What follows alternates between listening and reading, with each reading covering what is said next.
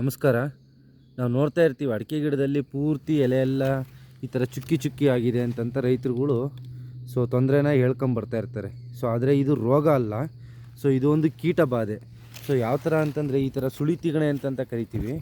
ಈ ಸುಳಿ ತಿಗಣೆ ಅಂತಕ್ಕಂಥದ್ದು ಈ ಅಡಿಕೆ ಗಿಡ ಸುಳಿನಲ್ಲಿ ಈ ಥರ ಹಸಿರು ಬಣ್ಣನೆಲ್ಲ ಮೇಯ್ತಾ ಹೋಗ್ತಾ ಇರುತ್ತೆ, ಅಂದರೆ ತಿಂತಾ ಹೋಗ್ತಾ ಇರುತ್ತೆ.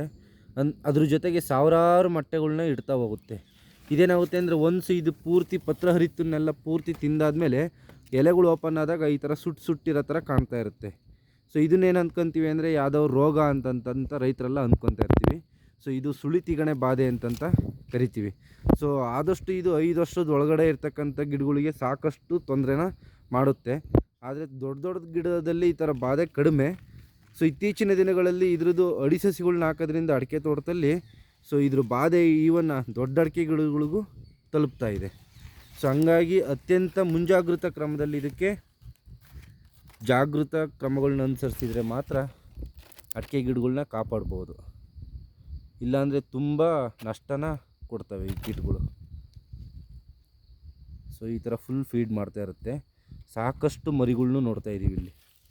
ಇವನ್ ವೈಟ್ ಕಲರು ಇದ್ದಾವೆ, ಕೆಂಪು ಕಲರ್ ಇದ್ದಾವೆ. ಇದಕ್ಕೆ